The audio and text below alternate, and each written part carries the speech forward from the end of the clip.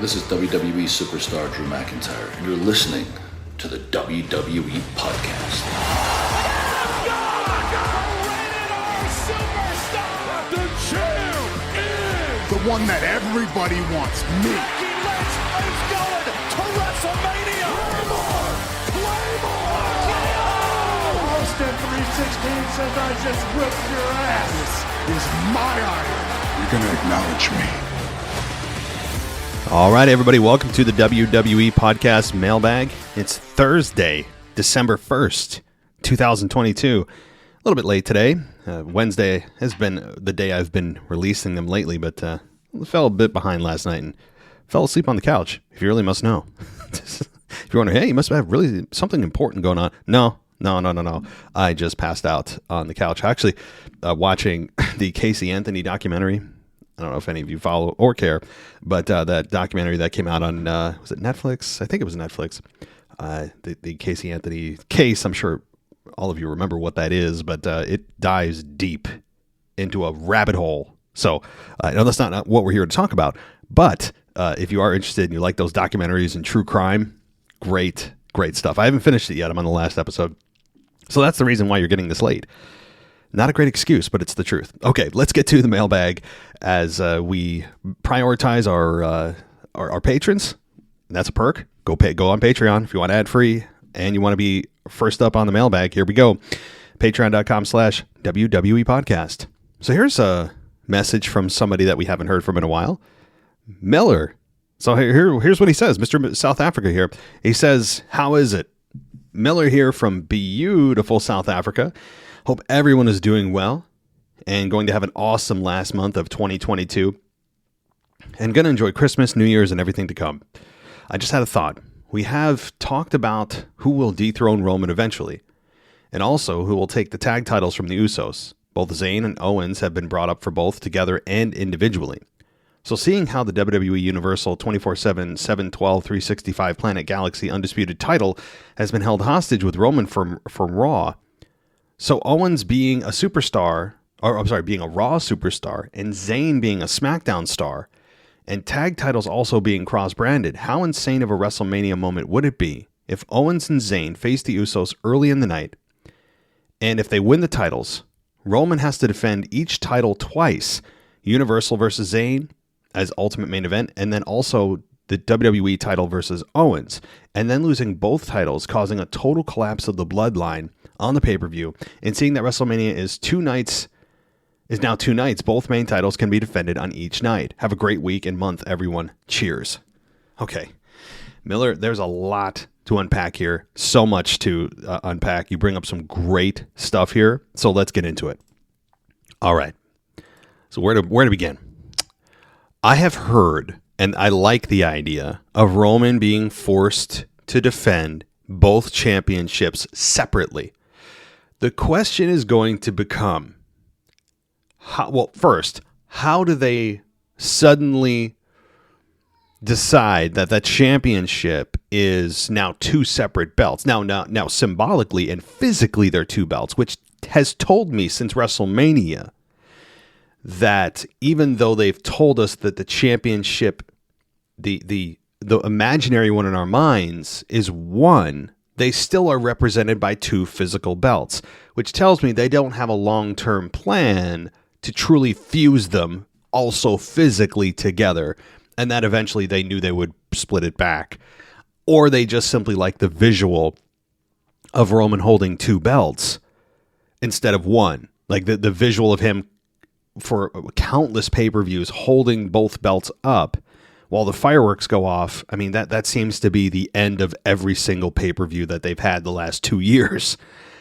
But the evidence is there that the reason they didn't physically fuse the belts together is because they knew eventually, sooner than later, it's not worth the effort of fusing the physical belts together because they would be splitting them in the short term.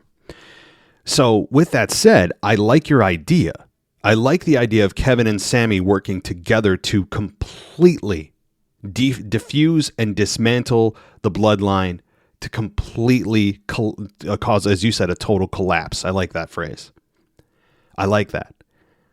I think that Roman defending a belt on each night is a nice way to showcase Roman. I don't think it would be overexposure. I think that the fans would be very interested in that because more fans I think than not would be of the belief that he would drop one of the two belts. And I like that idea. Here's the question though. And this is a question that I have had for 2 years now. What about Dwayne Johnson? You're of the assumption that it is going to be a no Rock WrestleMania. And if The Rock's coming back, he's not facing anybody else. I've actually heard rumors, this is just insane, of The Rock facing Stone Cold Steve Austin. Now, crazily, insanely, it is possible that these two have some kind of interaction 20 years later. Remember WrestleMania 19, the Austin's was his last match. Now fast forward 20 years exactly to WrestleMania 39, and these two, it would be very apropos, and insanely enough, not only is it 20 years later, and how crazy of a moment would that be, but also you have the fact that both men are capable of having a match 20 years later. It's really unthinkable. Do I think that's going to happen? No. Do I think they'll have some kind of interaction? Maybe. I think it'd be really an amazing moment to see these two in the ring together 20 years to the day, or to the pay-per-view. I don't know if it's exact day. I think it was April 1st. I don't know, of 2002 that they had, or 2003, I'm sorry. But anyway, I'm not trying to start rumors. I've heard nothing official, but I've heard people talking about it. And it's not out of the realm of impossible, but very unlikely. So if The Rock comes back, I'm getting back to it. If The Rock comes back, he's going to be facing Roman Reigns, which would then take your theory and unfortunately laid it to rest. That doesn't mean that Sami Zayn can't be the one to challenge Roman for the Universal or the WWE. And I know that you're talking about Raw and SmackDown, and this is the Owens is a Raw star and Sami Zayn's a SmackDown star. That hasn't mattered at any time for stars to come over on their quote unquote opposite brand. It has been happening since the dawn of time. I mean, really since they've implemented the draft. I have never seen them hold themselves to that standard of following their own rules. And that's why they didn't do a draft this year, because they knew that it wasn't going to, they would be basically handcuffing themselves for what they could do from a creative standpoint. And I understand it completely. I don't crap on them for it. You got to put out the best product. And why would you do a draft when you know you're not going to follow the rules, and you know that you could put on a much better show and have a much better story, much better storylines creatively if you were able to utilize the whole roster, yet also quote unquote have a brand split, right? They're having the best of both worlds right now. And that's fine. I don't fault them for it. At least they didn't lie to us that there's a brand split this year. But so again, the Raw and SmackDown stuff goes out the window because none of that matters anymore. There's not even anything really brought up about it. So I like your idea though. Roman defends a championship on both nights. I just don't know how they get there, how Roman is not going to bring up, hey, no, I unified these championships at last year's WrestleMania against Brock. Why am I suddenly having to do this? Like, how legally is that happening? Like, the wise man would put up a stink about it. How does that happen? Maybe Sami Zayn undermines him, and we don't realize that it's Sami Zayn who caused the whole thing to happen until, just before Mania. Either way, Sami Zayn, I think, is going to have a massive role at WrestleMania. I think it's more likely he takes the tag belts with Owens against the Usos, and Roman does his own thing separately with Bray Wyatt or with The Rock. I think that's more likely, but I like your scenario. There's so many possibilities. This is going to be a really, really fun WrestleMania. The last thing I'll say about this, because I could go on about this forever, it's absolutely fascinating, and one of the best storylines WWE's had in years, is the overarching dark cloud of the 1,000-day reign that I have been preaching for months and months and months now. I'm not pretending that I am smarter than everybody else. I'm not pretending that no one else is talking about this. It's not my point. I just, knowing WWE and knowing how they love to talk about their first time evers and talk about landmarks and their even numbers of days reigning and all this stuff. How can you not see this as I don't mean you specifically, Miller, the collective view. how can fans not see this as a WWE massive moment? Like they would imagine the promotion for this. Imagine the just the documentary about this. How can they get this close to 1,000 and not follow through on it? It's just not something I think they would do. I think that when you look at it, that right now it's WWE's goal to get to 1,000. You're not going to have another opportunity, at least in the short term, in the next, I would say 5 to 10 years, really more longer term, to have an opportunity to go 1,000 days for a title reign. So what I'm going to do is, in the magic of editing, I'm going to pause this. It'll sound like I'm not gonna, and I'm going to look up the exact date in which Roman would reach that 1,000 days. So let's figure that out. All right. So in the magic of editing, it sounds like I didn't take any time, but I did. The date in which he reaches 1,000 days, May 29th, 2023, a month and a half after WrestleMania, nearly 2 months after WrestleMania. So that tells me they're going to get through WrestleMania to get to the 1,000 days, because they'll be just a month, 60 days away or 50 some days away from a 1,000-day reign. They're going for it. It's not impossible that they break it, but given that they love their 1,000-day, they love all that kind of like Raw 25, 1,500 episodes of Raw, 2+ years, like they love their stats, and I get it.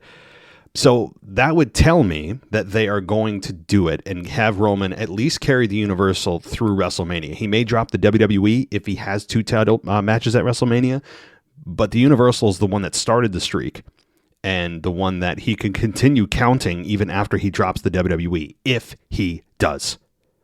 Now, looking ahead as well, the Raw 30th anniversary. I feel like we just had Raw 25 in the Barclays Center. I was just there. But Raw 30, the 30th Raw anniversary is taking place, in case you're wondering, in Philadelphia. So that's taking place on January 23rd in the Wells Fargo Center in Philadelphia. That's going to be a massive show. Stone Cold probably coming back. If The Rock is involved, he will probably be there. It's the hype to WrestleMania. This is going to be a massive. It's like a pay-per-view in and of itself. So if you're in the Philadelphia area, get your butt to Raw 30th. It's going to be a huge show. I mean, without even knowing what's going on, it's going to be a huge show. So, but that being said, I was looking ahead to like May. I don't see their schedule yet for their premium live event schedule for 2023. I don't think they released it yet. I don't see it. I only see out to April 3rd.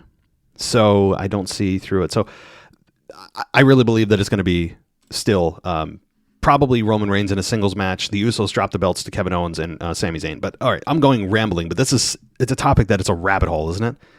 All right. Thank you so much, Miller. Let's get to our next patron here. I think you guys know who this is, but let's see. And it is Mr. DJ Kuzmo, and says, "This is DJ Kuzmo back at it again on your Mailbag show. Here we go. First and foremost, I got to say, I have to rant and say, what the F, WWE? Last week, Friday night, there was a college football game that overlapped into the 8 p.m. hour of SmackDown. I almost switched the channel to watch something else. Nothing against college football. I'm just not into college football as much as how I used to be. I had to watch SmackDown live like everyone else that lives on the East Coast at a 10 to 12 minute delay. Here's some common sense for you, Fox. Next time this happens, just move college football game to FS1. Had to get that off my chest. Well, yeah, I agree. and as passionate as wrestling fans as you and I are and others, unfortunately, they don't. they look at numbers. And I think that I think it was the Ohio State-Michigan game, if I'm not mistaken. And if that's the case, then there's a massive market for Ohio State-Michigan. And for those that don't follow college football, it's one of the biggest rivalries.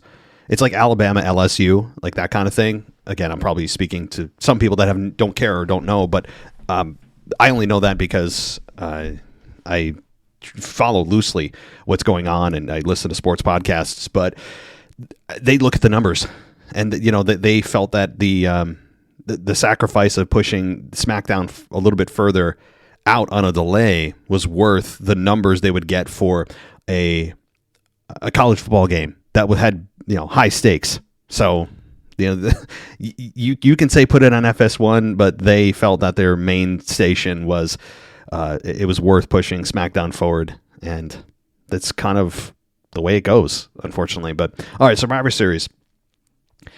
I enjoyed watching this past Survivor Series. This was, in my opinion, the best Survivor Series since probably the NXT Invasion of 2019, or even a couple years before that. I was shocked when Austin Theory won back the U.S. title. I really thought that Rollins may retain and leave Boston with the title. The Ronda versus Shotzi title match was a lunchable for me. The only enjoyment I got was counting how many times Ronda was adjusting her ring tights during the match. I lost count after 5. Yeah, I'm sorry for bringing that up at all. I feel like she's gotten better, but lately, yeah, I mean, when she does, it's just a nervous tick, or just like this. I don't know. It just kind of like I don't know what it is with her doing that, and maybe they don't fit her correctly. And if that's the case, then wear something else, But her constantly adjusting her tights is like she doesn't know what to do in the moment, so she has to do something. So she just like pulls on her tights. I don't know. It is very distracting. I told you, and now everyone's going to pay attention to that. So sorry. Anyway, both men's and women's War Games matches were fantastic from start to finish, and to close off the show, the Bloodline reigned supreme with the help of Sami Uso. But that was a teaser of Roman possibly in the future being pinned by KO, because Roman has not been pinned in 3 years. Here's a question for you, Matt. Do you think this is the peak of the Bloodline as a group and the slow burn to a future breakup? Because this is the longest ongoing story in WWE today since the group's inception in 2020. Good point, DJ. Yes. I mean, I don't even have to hesitate on that, because honestly, where do they go from here? You can't be any more united. There's no more, at least yet, for now, the break or the friction between Jay and Sammy's gone for the moment. They have the tag belts. They have the Universal and WWE Championship. There is nowhere higher they can go. So it has to be the peak, because there is nothing left that they can do that would make them any more powerful. They've done it all. They have it all. There's no friction. They're moving right now. They are a well-oiled machine. But here's the thing about being at the top of the mountain. There's only one way to go, right? So absolutely, that's a great point. This is the pinnacle of the Bloodline. Now, how long they stay in the mountain before things start to crumble and the earth starts to crack beneath them shouldn't be long. You'd imagine around the Rumble is where things are going to start to really fall apart if The Rock comes back, or if Sammy and Kevin team up, or if Sammy starts to cause issues again in the Bloodline, or Jay defects, or something's going to happen. And Triple H is doing an awesome job of creating so many different scenarios that it's not like there's one destination that we can all agree on anymore. Like, are both belts defended at WrestleMania? Does he defend them as a unified belt like they have been telling us for the last year? Does Sammy defect? Does the Bloodline turn on Sammy? I've heard about Solo Sikoa turning on the Bloodline. There's just so many things floating out there. The Rock, Bray Wyatt, where does he fit in? Does he fit in? There's so much. It's almost impossible to predict with high confidence what's going to happen at WrestleMania. But we can all say with confidence that the group is going to collapse and crumble. It's going to collapse. It's just a matter of when it happens and how. So at least we know that's coming. But that's a great point. They are at the pinnacle because there's nowhere else to go. So at least we all know, hey, we're now finally at the top of the mountain. Where do we go from here? Oh, down. It's just a matter of when that happens. So, good point. Anyway, the dominance of the Bloodline reminds me of the Undisputed Era in NXT, with Adam Cole, Kyle O'Reilly, Bobby Fish, and Roderick Strong from 2019 to 2021. The slow burn for this group's breakup started in early 2021, where seeds in the storyline of a divide between Cole and O'Reilly started to take place. While Fish and Strong were off TV due to injuries, O'Reilly wanted to step up from the shadows of Adam Cole and carve his own destiny in trying to become the NXT champion. Things started to come to a head after NXT's Vengeance Day pay-per-view, when Adam Cole superkicked Finn Balor, then he superkicked O'Reilly, and the rest is history. The group officially broke up, and the feud between Cole and O'Reilly lasted until they left WWE for AEW in late 2021. Yeah, that's a good point. The slow burn is, it may not exactly mimic the storyline with the Undisputed Era in NXT. It won't, but the framework of what you're talking about, the framework of this example is valid, I think. And the slow burn is really what is going to be the most common here. At least one of the common traits from that to the bloodline is the slow burn. And Triple H is a slow burn guy. Not all the time. You got it. You can't slow burn every storyline, but the big ones he slow burns. That's what we've seen so far, and I love it because fans are so used to getting what they want so quickly, and heels barely get time to even build up heat, like the Judgment Day, which has been gaining a massive amount of heat and makes you really pissed off at the Judgment Day, and that's great. Triple H has been doing a great job with the Judgment Day and with the Bloodline. And this is a slow burn. So for those that want a hot shot or want instant gratification, you're not going to get it with Triple H. you're just not, especially with big storylines. And I love that with him. And it's just a matter of how long can he string it along, though, before fans get just like indifferent. Slow burn's great, but there does come a cutoff. There does come a time where you got to say, okay, it's time. You can't slow burn forever because eventually the flame will go out. So he has to kind of toe that fine line. When is the time to pull the trigger? Because right now they have one of the most successful storylines that they've ever had. Ever.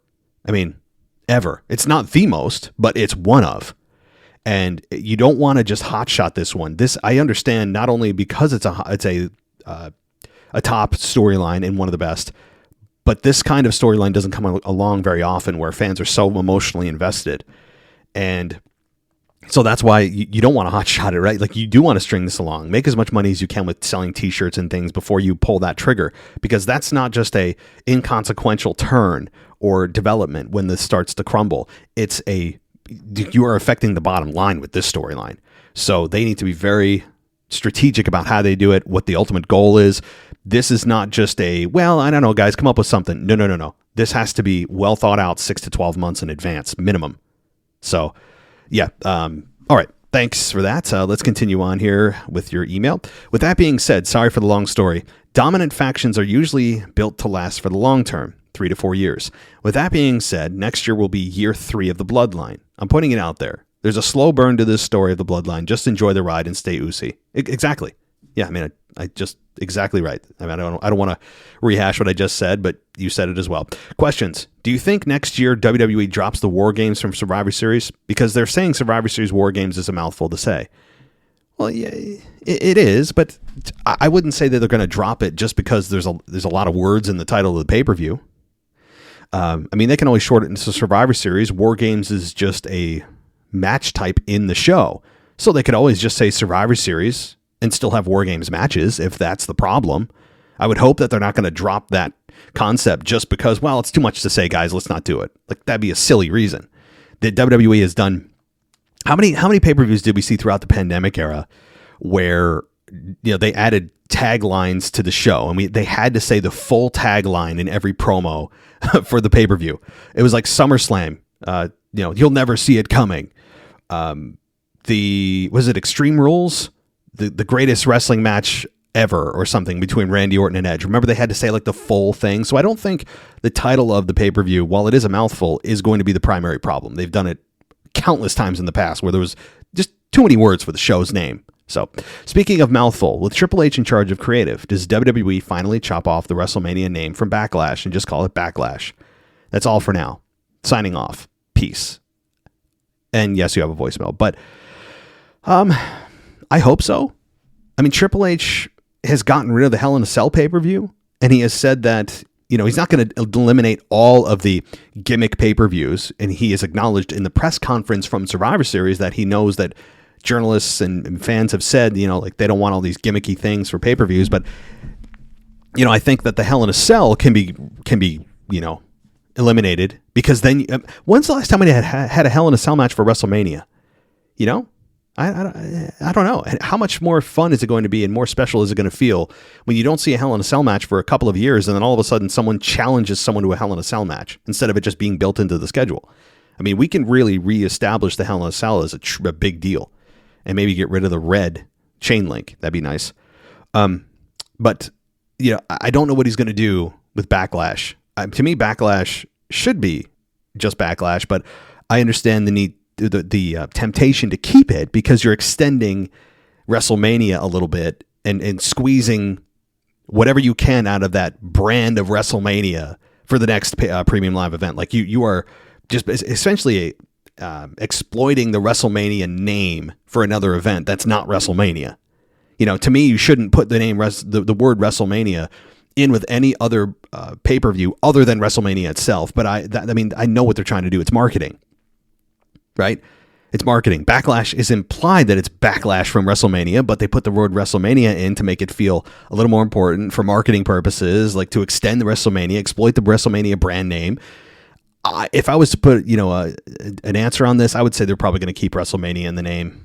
I hate it, but from a marketing perspective, and if it's going to, they think, help out a little bit with maybe subscriptions or whatever, or interest, they'll keep the name WrestleMania in it. So, all right. Thank you, DJ, for the email. We'll get to your voicemail in just a minute here, but we have, I think, only one more email. There's a light on the emails this week, guys.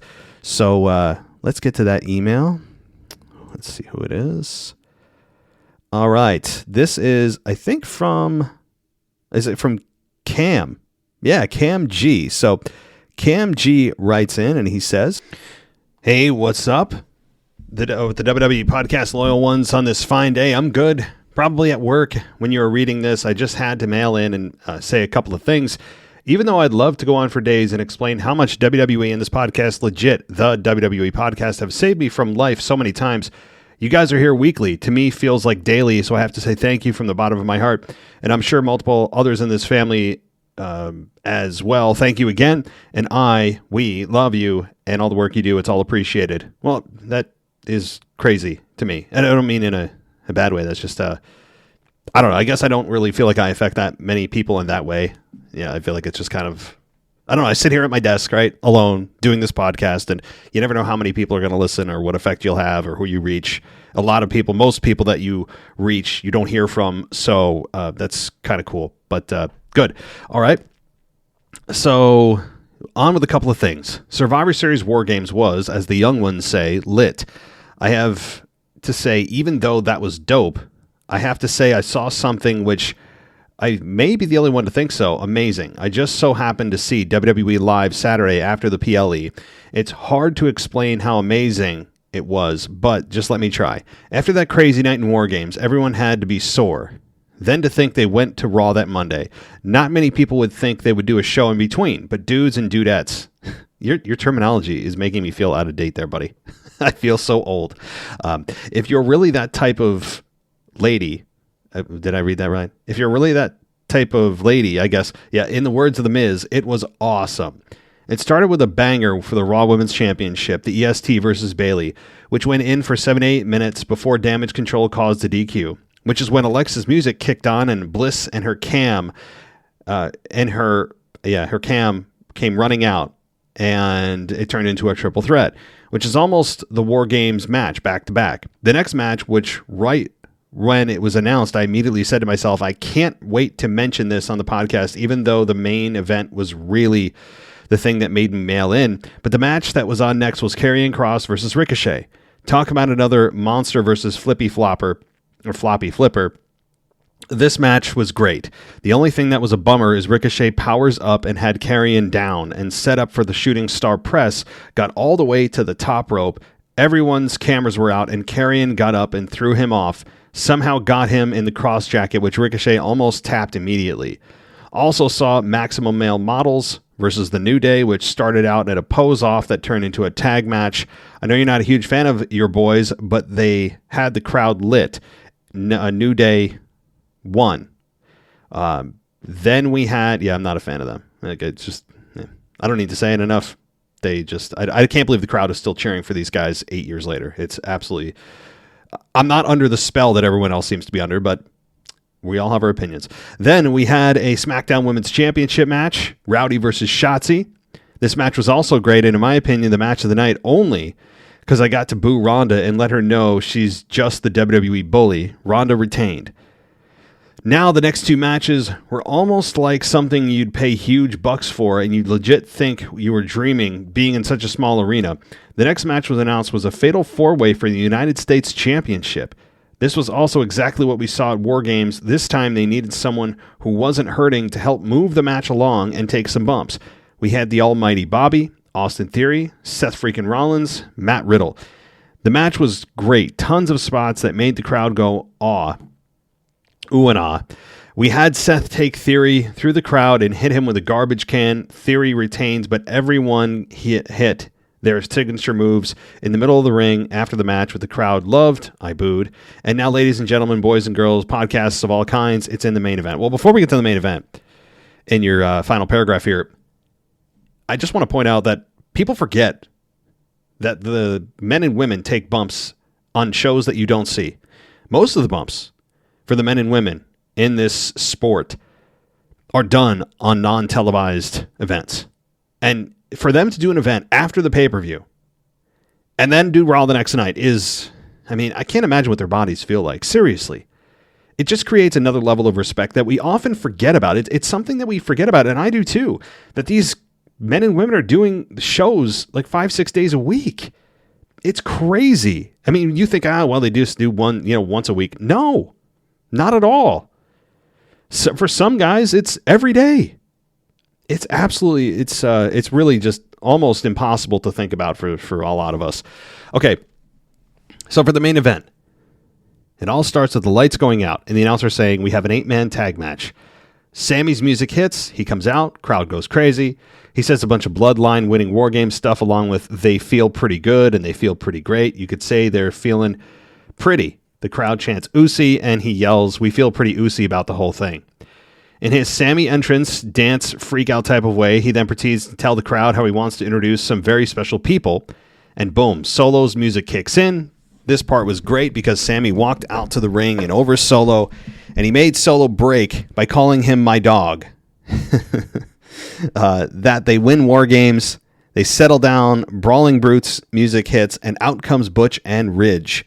They start giving the Bloodline the business about hurting Sheamus, which I forgot to add. We had a backstage segment that showed Shamey all beat up holding his arm, which the Brutes looking for who did it.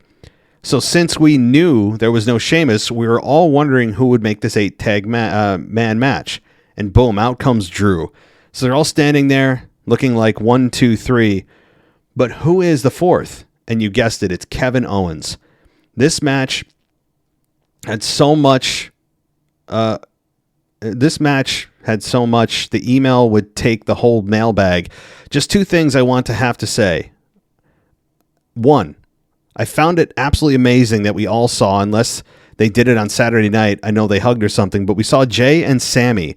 Let me say that again. Jay and Sammy do the dope Usi handshake. Jimmy and Sammy do, and they ended it with a hug. To be some of the first to see their friendship come together is cool, and the other, I found it amazing that we saw the Bloodline, even though I'm a huge Bloodline fan, lose this match due to a stunner by Owens on Sammy.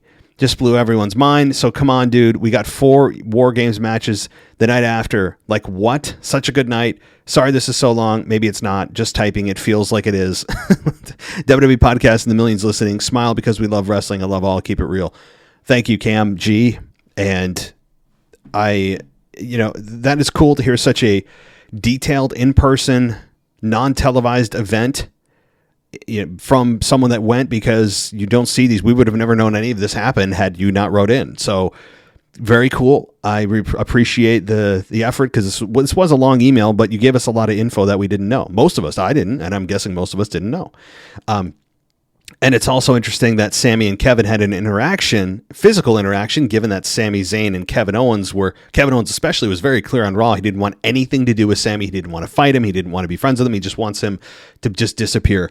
And so the fact that he hit a stunner on Sammy and Kevin Owens wins, it's a house event. It's a non-televised, so they can do whatever the hell they want because none of it matters. But it is interesting, and I really appreciate the description. So thank you so much. And if I'm sure, and I am sure, that does conclude the email portion of the show. We are now going to transition over to the voicemails, so let's do that right now. Hello, WWE Podcast World. This is DJ Kuzmo back at it again on your Mailbag show. Record to live once again on a Wednesday morning. And you know what time it is, folks? It is time for your favorite show to come on every single week on the Mailbag. And I'm talking about the Veer, my hot Report. And the Veer Mahan Report took place last night on NXT. We did finally get a return appearance of the Indishir of Veer Mahan and Sangha during the match between J.D. Madanahi and Julius Creed. Now, here's what transpired. So they were outside of the ring, looking on as the match was continuing. Oh, phenomenal match, by the way, between Julius Creed and J.D. Madanahi. It came to a head when J.D. Madanahi went underneath the ring to get a steel chair. And lo and behold, as when he was about to hit Julius Creed with the steel chair, Sangha pushed him out the way and took the chair shot. And then I want to just paint a visual for you guys. The fact that Sanga's eyes was popping out of his head when he looked so frustrated and pissed off that this guy, little guy by the name of JD Madani, hit him with a chair shot. And I was like, you don't want to anger Sangha. You don't want to anger Mr. Sangha.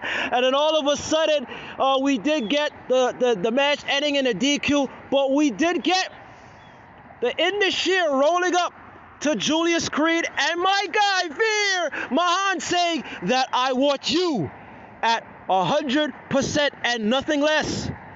So that means that the continuation, we're getting there. We're getting to that point. We're getting to that point that we're going to have the Indishir and the Creed brothers in a match. I don't know when, but we are getting there. And this is a sight to see that we're getting a little bit of, I guess you could say, a storyline angle coming into this feud between the Creed brothers and the Indishir of my guy, Veer Mahan and Sangha. Now, with that being said, folks, I hope you all have a blessed week. I'm keeping it very short today. I'm keeping it very oozy today. So I hope you all have a blessed week. Keep it oozy, my friends, and peace. All right. The Veer Mahan Report brought to you by DJ Kuzmo. I feel like that's the way it should go. I thought you were going to say that. You said, and the Veer Mahan Report, and I was waiting for you to say, is brought to you by, like you're some kind of sponsor. I don't know. I was waiting for it, but thank you for that. And the Creed brothers and the Indishir. I'm ready for it. I've been trying to keep up from a visual standpoint, not just from your reviews, which are very helpful for me and also, of course, the listeners as to what exactly is going on for the tag team division, specifically Veer Mahan and Sangha. I think that that's something that we should keep our eye on because even if you don't watch NXT, if you don't give a damn about NXT, the fact is that maybe you should, because Triple H seems to be a little bit more focused on the tag team division than Vince ever did. And you might want to see the beginnings of a potential future undisputed tag team champion team, championship caliber team. It's not impossible. And I think that as DJ Kuzmo keeps us updated, it could be plausible over the next year that these two individuals, if continued on this path and continue the success and continue to get victories over the Creed brothers and others, it's possible. And so if you want to watch kind of the beginnings of a tag team going from, their humble beginnings all the way to capturing potentially at some point, maybe 2023, 2024, the undisputed tag team belts, this is a good time because it's fun to watch, especially from NXT single stars or tag teams from the very beginning. So thank you, DJ. Hope you had a great Thanksgiving. And let's get to our next voicemail. Hey, it's Kyle from Baltimore. So, as what is talk about Survivor Series, it's stuff that was a good show overall. And I thought the women's match was 10 times better than the men. I think the men is about them telling a story, not having a great match or telling a good story, which is all well and good. But if it's only telling a good story, the match itself sucks because it's only about a story. At least the women, it was actually a story, and also the match itself was really good, at least down near the end when Becky entered the match and what that ending too. I thought how they ended with Becky and Bianca going face to face with Damage Control was fun, and then the table spot with Becky's lead drop through the table was great too, and it was a great finish. So I guess my question then is, moving forward, I guess we'll see what happens tonight on Raw with I think this is going to lead to a Rhea Ripley Becky Lynch mini feud. I think heading to WrestleMania or the Royal Rumble in the Elimination Chamber is going to be Rhea Ripley winning the Rumble, I believe, to face Bianca and Becky went in the chamber to face Ronda. I think that's what needs to happen. I think that's what's going to happen. So, what's your thoughts on that? But overall, that was it. But thanks for the call. Bye. Kyle, thanks for calling in. So Becky Lynch and Ronda, we all know, is all but a lock for WrestleMania. Rhea Ripley also, as you said, is going to insert herself quickly, I think, over the next month or two into the women's championship conversation, and she should be the one to face Bianca Belair. No question about it. It's needs to happen.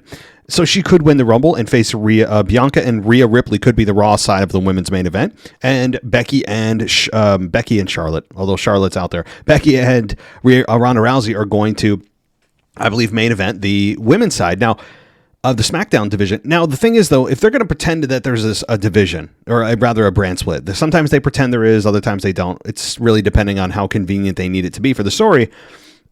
I think that Ronda could be, or rather Becky could be the one to win the Rumble so that they, quote unquote, can have Becky switch brands, even though it wouldn't matter if she did anyway, because no one cares. There's no rules. But that way they could at least say, she's going to choose Ronda Rousey, right, on the other brand. And that way they can get there instead of maybe not a trade happening that I'm proposing. But then Rhea Ripley, again, as you said, wins the chamber to face Bianca. That's a very, very, I think Bianca probably is the one to win Rhea Ripley is the one to win the chamber to face Bianca for WrestleMania. And Becky Lynch is the one to win the Rumble to face Ronda so they can have her, quote unquote, switch brands. But it also makes you wonder, what about Charlotte? Where the hell Charlotte fit into this? Maybe she worms her way into a Becky Lynch, Ronda Rousey situation again. Imagine. Oh my God, imagine. Fans would lose it. But, Charlotte's out there. What does she do? What about Sasha Banks? Names that are floating out there. The 4 horsewomen are still running the division, even though 2 of them aren't there. So, thanks, Kyle. Let's get to our next voicemail. What's up, WWE Podcast? Silver Fox from Houston, Texas, checking in once again on a few comments about War Games and other stuff. First on the list, AJ versus Finn. I know a lot of people were pulling for Finn to win. I was hoping and glad that it was AJ. Basically, if y'all remember back to 2017 in their first meeting at TLC, Finn Balor got the win. So maybe this is a chance for the 50-50 booking. Get AJ to win the second bout, and then maybe potentially down the line they could have that third, and the rubber match. So that's where my, thoughts of that, went to, especially since AJ getting the win doesn't really do too much for him other than getting that, victory to even the match there. Second, War Games, the men's match. I really expected one of the Usos or Butch or even KO. I was really expecting either of those guys to jump off the top of the cage, but we didn't get it. I know we got 3 of the women jumping off, and their respective match, which was, really good as well. I just expected a little bit more carnage with the men's match, but I know it was all about the storytelling of Sammy's allegiance to the Bloodline. But Bloodline for the win. You the 2s, we the 1s. And then, Matt, you keep on mentioning about the 1,000-day run. We're assuming they're going to do it. Well, just think of the merch, 1,000-day merch. What kind of T-shirts they can make for that. I'm just, off the top of my head, just a 1,000-day mark champion for the merch. And real quick before I run out of time, leave Shantae's tank alone. We need it. It's not a Nerf gun anymore. It's pyro. And just think also, if she ever gets over, think of the merch they can sell with that little tank. Collectibles and toys and whatnot, All right, that's it. You'll probably hear me on the email portion of the mailbag. Everybody, stay Uzi. Hey, Rocky. So I'm looking for your email. Did I already answer it? It's probably it's so bad I can't remember if I answered that already. Rocky, I got your email from November 23rd. I'm just making sure I didn't miss it. November 23rd, November 30th. I don't think I did miss it. I don't know. Maybe I already answered it. That's how awful my memory is. Okay, let's go point by point here. First of all, the tank, just not my flavor, man. That's all. It's, to me, childish. I don't care if it shoots rainbows. I don't care if it shoots actual ammunition. I mean, like, it doesn't matter to me. It's just, to me, it's very gimmicky, and there's no reason for it. Like, explain. Like, somebody needs to explain to me from a logical perspective exactly what that's supposed to represent for her character. What does that mean? I like to come out on toy tanks. I mean, like, what exactly does it mean? Other than, hey, I've got a cool gimmick that no one's ever done, and it's just going to make people remember me, even though I have no way to explain why I'm doing it. That's, to me, the way I look at it. It's very gimmicky with no reason. And yeah, okay, if she gets over, right now, I don't think that that's trending in that direction, given the disastrous match that her and Ronda had. And there's no other way to sugarcoat that at all. The disastrous match that she and Ronda had at the pay-per-view and Survivor Series, it was just bad. And right now, I think that she has kind of been put to the back of the line when it comes to championship matches and getting over and all that. Like, I think she's got a lot of rebuilding to do. And right now, I wouldn't be worried about potentially selling merch with her tank. Like, I know what you're thinking. Like, oh, her action figure comes with a toy tank. Okay, but here's the thing: how many kids are actually going to buy action figures? Kids don't buy action figures anymore. I mean, you may, and I think you said you collect them, but I think you're the exception more than the rule. I mean, I really do. I think most kids, and especially today, are interested in digital products, right? Like, especially video games. T-shirts are still cool, that kind of thing. But I don't know. I see your point. I just don't think that I would be worried about, well, if she explodes, we don't want to get rid of the tank. Very unlikely right now. I wouldn't be too worried about that. But all right, let's get to the next point. The men's carnage. Yeah, there wasn't a whole lot of carnage. I was expecting a lot of destruction too. But I think the thing is, you hit it on the head. The reason for that was that the main focus of the story was Sami Zayn, and it should have been, not the necessarily just unnecessary destruction and putting their bodies through hell for what? When you knew that when coming out of it, you all were going to be talking about is Sami Zayn and his allegiance and where his heart lies, and is he really true to the bloodline, and Roman, is he going to turn? Like, that's the talking point, and I get it. So it wasn't designed for that. There's a lot of other match types that are designed for that. Hell in a Cell, TLC, Money in the Bank, just any old, no rules match, all that kind of stuff. You have more than enough opportunity to have those kind of carnage matches. But I hear you. All right. Let's see your other point. 50-50 booking of AJ and Finn. A good point. I would have forgotten about that other match with Finn Balor beating AJ Styles. But here's the thing. I don't think that WWE remembers. Even if they did, I don't think they would bring it up as part of the storyline, and most fans don't remember that. So you're smarter than most fans, I think, if you're bringing that up. I didn't remember. But I don't think they're going to drive that home as part of the story. If they bring it in, cool, it'll be the rubber match, but I don't think they're going to, because that's not even on their minds. I think what's on their minds is getting over the Judgment Day as a massive heel group. Did I touch on everything? If I didn't, I apologize. But yeah. All right. Thank you, Rocky. And if I didn't get your email, my bad. I don't see it. I might have already deleted it if I went through it at the beginning of the show. So, all right, let's get to our next voicemail. Hi, everybody. Alex, the French guy here. Your current European champion, but you already know that. I wanted to share with you some story about me. I thought about that when we were talking about MJF being champion. And I thought about it when I saw MJF for the first time in AEW, but I forgot. It is about in 2015, I was applying for Tough Enough WWE. I remember they advertised that you could send a video package, which I did. You put on a video package of you in sports situation, in you on what you do and everything, and then you post it on Tough Enough video. I think you send it to the Tough Enough website at that time, and I did when I was younger. I think I was 18 at that time. I was just finishing high school, and I remember when sending my video and having a look on the website, I saw the first video being on the most watched video was one of MJF moments. It was MJF submitting his own video, which you can find it pretty easily on YouTube, actually. And it was already like having the same line as a present-day lady killer, better than you and you know it. He had the look. I remember, you can watch the video, actually, it's on YouTube.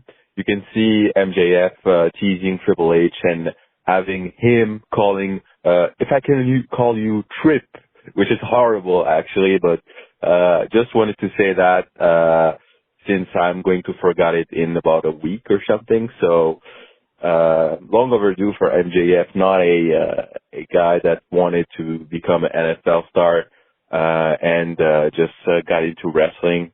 I really like that, the fact that I remember him when I wanted to start as a WWE superstar. Obviously that I didn't make out, but that's already funny to know and to share before I forgot it. All right, that is all for me this week. I can't wait to hear you guys and enjoy the rest of the weekend. Bye. All right. Well, Alex, the French guy, you're a superstar here on this show. Okay, you're officially a superstar on this show. You've made it through the testing process, so WWE may not have accepted you, but you are here. All right. So I'm sure that totally makes up for it. Here's a fun fact too. I applied for that too. Yeah, I did. I knew I wasn't ever going to get called. I don't meet the height requirement by a long shot. My age, I'm 37, right? So by that earlier, 7 years ago, I was 30. Not exactly who they're looking for age range wise, but I threw my hat in the ring, metaphorically. And they didn't call me back, bastards. But no, that's cool. I I did not know that about MJF as far as that video being surfacing. Is it the one where he's like standing in his living room and he's cutting promos and he has his shirt off? I think I might have seen that, but I'll have to YouTube it. MJF does have roots in WWE. He was one of the bodyguards for Batista famously at one point. And I think sooner than later that in 1 year's time, 1 year from now, we're going to be talking about MJF debuting in the Royal Rumble for 2024. If WWE doesn't put as many zeros as necessary on a check, on a contract to get him to WWE, they're missing out. I mean, they just are. MJF is not the biggest guy. He's not going to, get you any, bodybuilding records, but you don't need that. You need a guy that can talk like no one has ever talked before. His money is in his mouth, period. And there's a lot of money to be made there.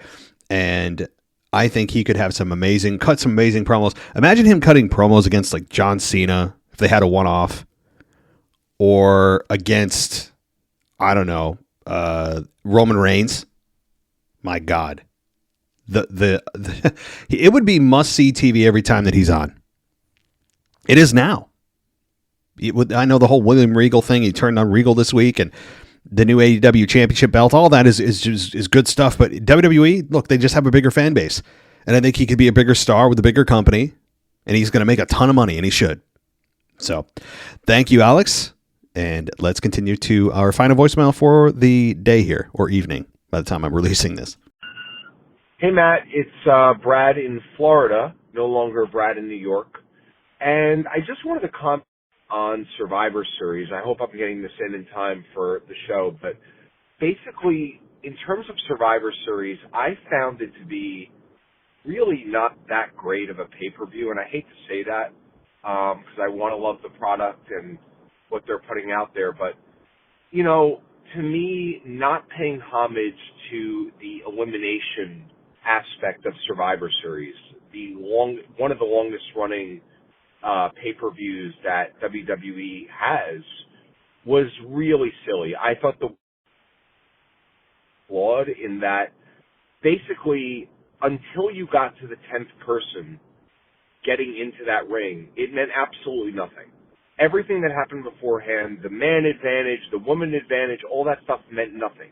And the fact that at the end, when all 10 people got in, now it starts. Well, what did we waste all that other time with the first 9 people if it just starts then? And why only one pinfall? Like, why couldn't that have been an elimination situation in addition to it being War Games? Because it was, honestly, the equivalent I could give you is in football, you play 4 quarters of football and you say it's the Lions versus the Vikings, whatever. The Vikings are up 24-0 at the end of 4 quarters. But all that doesn't matter because now we're going to play in overtime. So scratch the first 4 quarters off the board. Now we're going to play in overtime and first to score wins. That really is, to me, the equivalent of what they did here. And all that, the first 5 minutes for the first 2 guys or girls in the ring, and then it goes to 3 minutes, and we're going to wait to see who comes in next. All of it basically meant nothing, other than Roman holding Jimmy back and letting Sammy go in there. There was really nothing to it. I was also surprised that from the cage they didn't allow or they didn't play the entrance music coming from the cage into the ring. I thought that was very anticlimactic. But honestly, I thought it was, not that great, Survivor Series. Trust me, I wanted to love it. I just thought a lot of it was utterly meaningless. And I hope that next year they could tweak the concept and pay homage to that elimination aspect of Survivor Series if they are going to do this again. Thanks for taking the call, man, and appreciate it, and all the best. Good to hear you, Brad, whether it's here or on the Torch, a live show. I've heard you there before, too. Great show, by the way. I love what they do. Okay, I'm with you here because, and I'm with you from the respect that I do like elimination. I like elimination matches just as a whole. And it feels like every Survivor Series should have an elimination component. Funnily enough, I was looking back just at last year's Survivor Series when we still did the silly, ridiculous SmackDown versus Raw, completely inconsequential matches, and they still had a men's and women's 5-on-5 elimination match. So as silly as that concept is, they still had the elimination, which just feels right. Even if the match means nothing, it still feels like there should be some kind of elimination. Elimination builds tension. It builds it builds anticipation. It builds scenarios that you can create of like 5-on-1, 4-on-1, 3-on-2, like so many. And like you said, I would agree too that the advantage thing, and I was glad you brought this up because I forgot to in my review for Survivor Series, that when you have that many people in a match and you don't do elimination, it does feel completely just pointless to have people fighting for no reason. None. I mean, what are they doing? Just brawling for what reason exactly? Because, and you would say, well, not you, but the collective you would say, well, it's for the advantage. It's so that, when the bell rings, you have that advantage. It's like, well, no, you don't. You want to know why? Because look at the men's match. You had guys beat the hell out of each other from entrant 1 through 9. And yeah, they played the whole advantage story. They did, now Roman Reigns' team is going to even the odds, all that. And the whole story was around Sammy. But look at when the bell rang for the men's match. You know how I know that advantage meant nothing? When the bell rang, both sides were standing there on ceremony. They were standing there like they were doing a photo op for WWE.com. That's what it looked like. They were all standing there. Didn't look like anybody was hurt. They were standing there like they had all just come in the ring at the same time. Nobody got beat up and they were about ready to go at it. Go look at the beginning of that match. I can't remember if the women did the same thing, but you're right. Like the advantage did absolutely nothing other than, we're going to tell a story from 1 through 9 that, that team got the advantage. It's always going to be, a handicap scenario. Well, no, it's not, because when the bell rings, it's all even, and the advantage meant absolutely nothing. I would totally agree with that. And the men's match, when everyone was standing there when the bell rang, it's like, well, what the F was the point of the advantage? Nothing. I would agree that part was so stupid. And the fact there is no elimination, I would agree. I want elimination. Even if it's not Survivor Series, that match begs for elimination. It begs for it. I know that you can say, well, there's Elimination Chamber. That's elimination. Yeah, but at least the match has started. You could get all of the competitors, all 6 competitors inside of Elimination Chamber. No one's eliminated yet, and then you could start elimination. But at least the match has started when the guys battle. When fists start flying, the bell should ring. End of story. So I would totally agree with that as far as just being inconsequential as hell with no elimination. And the entrance music, the only reason I give WWE a pass on that is you're going to play everyone's entrance music twice, because when they come out to get into the cages, and then when they get actually into the big cage, right? So you're really doing 20 entrance musics, separate entrance. Well, no, because it's a group. Unless they were all separate people, you could do, theoretically, 20 times playing music. That's preposterous, right? Obviously, with the bloodline, you're grouping 5 people into one. But if it was any other scenario, it's just too much music to play. But I'm with you. I think that the elimination, I was in the match, I was like, oh man, this sucks. It's not elimination. That'd be so much more fun. You know, if they had the advantage, here's the thing. If they did the same exact style but added elimination, that would be way more fun because the person that's incapacitated is eventually going to get back up. So there's really no advantage. If they were actually eliminated from the match, that's a true advantage. That is a true advantage, not just brawling for no reason.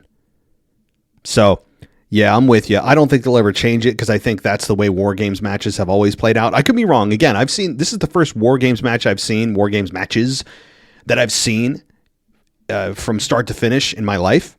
And some people are like, how have you never seen it? Because I didn't watch NXT, okay? I know they've had War Games matches on other promotions and things. I just haven't watched it. So, but I don't know. Somebody maybe out there can educate me. Are all War Games matches structured this way where it's not elimination? If that's the case, then I would, as much as I don't like it, I appreciate them staying true to form. The problem is it's also Survivor Series, which begs for an elimination match. I don't know if Triple H is going to continue this moving forward. I think he used it as an experiment. I think it, for most people, came off pretty well. And I think if that's the general feeling, I think he'll continue it for next year's Survivor Series, but only time will tell. But thank you, Brad. I appreciate it, and I appreciate everyone calling in today. I appreciate all the emails and everybody continuing to make this show happen every week. So I will be back on Sunday night with the weekend review. I'm going to try to start bringing on co-hosts again for Sunday nights. I miss that. I miss some of the people that I used to talk to, and maybe I'll start bringing them back. It's sorely missed from my perspective, maybe yours too. Instead of just hearing my monotone voice, you get to hear other people talk and interact. So everybody, thank you so much. Continue to support the show if you love it. We are adding more video, more and more video on Patreon at patreon.com/WWE podcast. If you want to go ad free, that's available to you. WWEpodcast.com. There's a VIP section there. You can get on there and get ad free everything as well. And on Apple Podcasts, there's a ad free button right there if you want to get rid of those pesky ads. So everybody, thank you so much for joining us tonight. We will talk to you next time. Thanks for listening to the WWE Podcast. Don't forget to subscribe on your favorite podcast app so you don't miss a show, or head to WWEpodcast.com. And for all of these shows ad-free, head over to patreon.com/WWE Podcast. Until then, we'll see you next time.